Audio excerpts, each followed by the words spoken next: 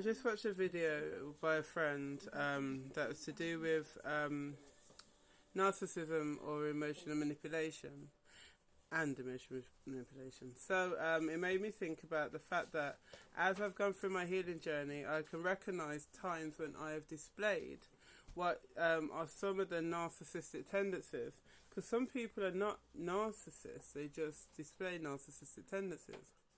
I've done a video before that touched on the fact that empath and narcissist, there's a thin line between the two, because both kind are said to start from the same place, from trauma, where one goes one way and one goes the other. But you must understand then there's a middle ground of people. The wounded healer, the wounded empath.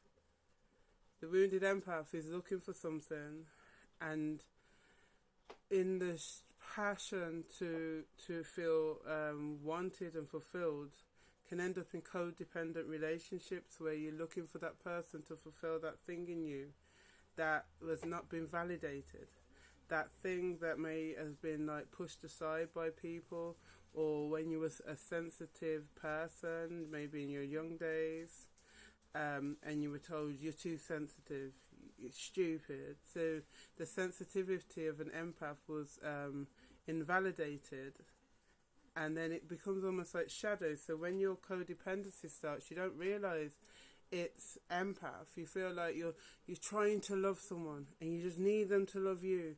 And in that need, you start trying to control the variables, and you might become very like emotionally erratic in trying to get that feeling and that love from someone, and they may be very emotionally unavailable, and then you the emotional manipulation to try and get them to respond to your love can start to come across as narcissistic behaviour, and yet the intention, of course, is not that.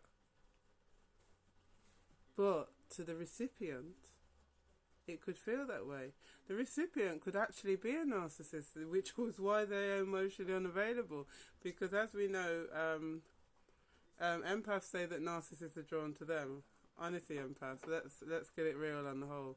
Empaths are often drawn to narcissists because you feel that wound in them that you want, that you respond to, that it's almost like a trauma bond, but you want to heal that thing in them. You want to make them know how wonderful they are and how lovable, while forgetting about your own needs. So please, if you feel or realise you're an empath, work on your shadow side.